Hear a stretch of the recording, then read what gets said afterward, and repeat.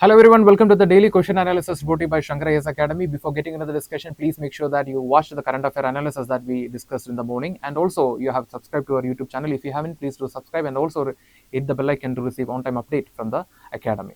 So coming to the first question, the question is regarding the Kavach system. So consider the following statements regarding Indian Railways Kavach system.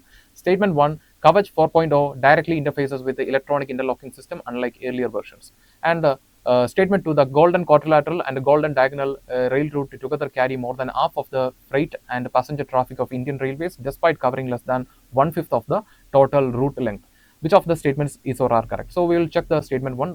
Kavach 4.0 directly interfaces with the electronic interlocking system. So we know that using the electronic interlocking system, we can reduce the human error. So we can prevent many accidents. So the 4.0 is directly interfacing with the electronic interlocking system, unlike the earlier versions. So this statement is correct. And coming to the second statement, the golden quadrilateral and golden diagonal rail route together carry more than half of the freight and passenger traffic of the Indian Railway. Yes, more than half means nearly 55% of the freight and passenger traffic of the Indian Railway, and it covers only one-fifth of the total rail route length. That is only 16% of the total rail route length. So therefore, the both statements here are correct. So the correct answer is option C, both 1 and 2.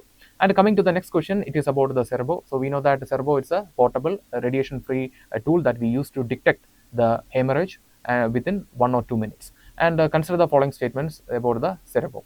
It is a handheld, portable, non-invasive diagnostic device for brain injuries. Statement 2, it can detect intercranial bleeding and edema. Edema means swelling within a minute. And statement 3, it is unsafe for the use in infants and pregnant women. And statement 4, it can be used even by unskilled personnel. Which of the above statements is or are correct? Option A, 1 and 2 only. Option B, 2 and 3 only. Option C, both 1, 2 and 4 only. And option D, all the above. So if you go through the statements one by one, it is a portable device and a non-invasive diagnostic device. Yes, by simply placing the device on the head, we can check the brain injury. So therefore, the statement 1 is correct, and it can detect the bleeding and edema. That means swelling within 1 minute. Yes, 1 or 2 minutes we can detect we will get the result.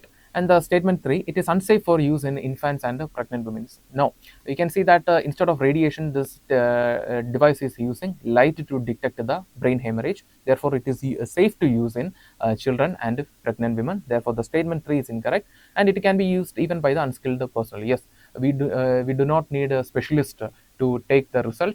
So the result will be provided using color code, and it is easily understandable for everyone. Therefore, an unskilled person also can study the result from this cerebro.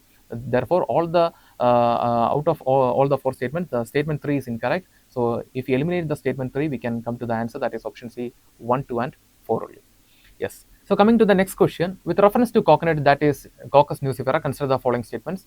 It belongs to the family Ericaceae, thrives mainly in the tropical and coastal areas. Statement 2, India is the second largest producer of coconut in the world after Indonesia. Statement 3, coconut water is a rich source of electrolytes, uric acid. Coconut also contains natural antioxidants. And statement 4, more than 90% of the world's coconut export come from the Asia Pacific region. Which of the above statements is or are correct? So we'll go through the statements one by one. It belongs to the family Ericaceae. Yes, and it mainly thrives in the tropical and coastal region. It is very correct.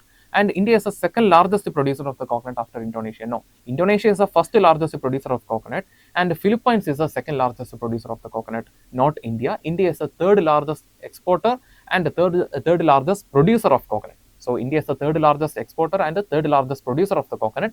Therefore, the statement 2 is incorrect. And coming to the statement 3, the coconut water is rich in electrolyte and uric acid and also contains natural antioxidants. Yes, this statement is very correct.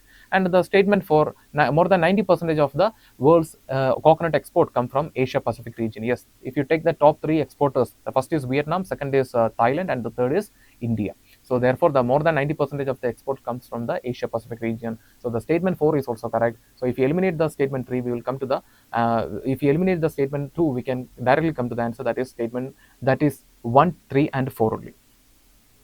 Yes, so the correct answer is option C, 1, 3 and 4 only.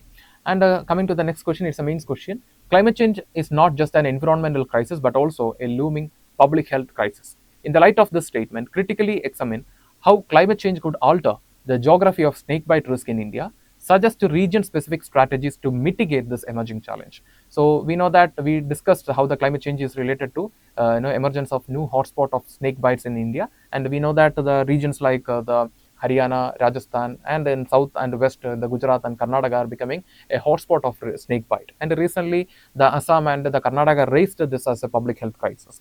And in this question, we have to understand, we have to highlight, we have to address two parts. First is how the climate change could alter the geography of snake bite risk in India. So we know that because of the climate change, the increasing humidity and the temperature is altering the risk of the snake bite. So we can see that the new hotspots are found in the northeastern states, in the western part, especially in the state of Haryana and Rajasthan, and also in Gujarat. And in Gujarat, in specific districts, the risk is more high. And in the southern state, the Karnataka is facing a major problem. So this is how the climate change is altering the hotspot in India, and suggest region-specific strategies to mitigate this problem. So we know that the rural people are more vulnerable to the snake bite. Therefore, training them, ensuring proper availability of the anti-venom, and knowledge sharing. For example, we know that the Irula tribe, they are known for supplying venom for the production of anti-venom. And you can see that, and recently, like I mentioned, the state of Gujarat, the state of Kerala, they launched a program to train the people how to catch the snake. So like that, we can go for many region-specific strategies to mitigate this emerging challenge. So with this hints, try to answer this mains practice question and post it in the comment section. So it's a 50 marks question, and you have to write around 250 words. And coming to the next question, it is also a mains question.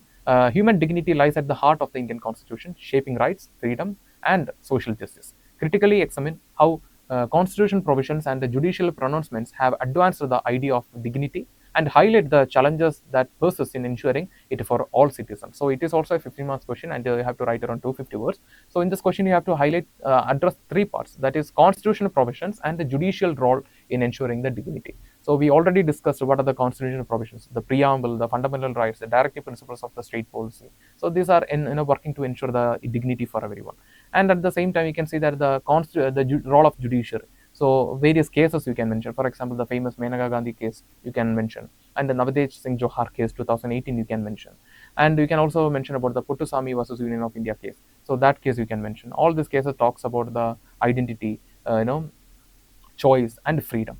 And the next is the challenges in ensuring dignity for every citizen. So we know that the economic problems like income inequality, poverty, unemployment, social problems like discrimination, and lack of equal accessibility in the term of caste, gender, and various other social status. And the next is we can see that institutional lack of institutional reforms, especially in the prison system and police system. And these are the major challenges persisting in ensuring the dignity to everyone. So with this hints, try to answer this question and post it in the comment section. So we will review and we will reply for your answer. And with this, we are coming to the conclusion for today's question analysis. If you like the video, hit the like button, give your feedbacks as comments, and share this content with your friends. And before leaving this channel, don't forget to subscribe and also hit the bell icon to receive on-time update from Shankar IAS Academy. Thank you for listening to us. Thank you for listening to me. Have a nice evening.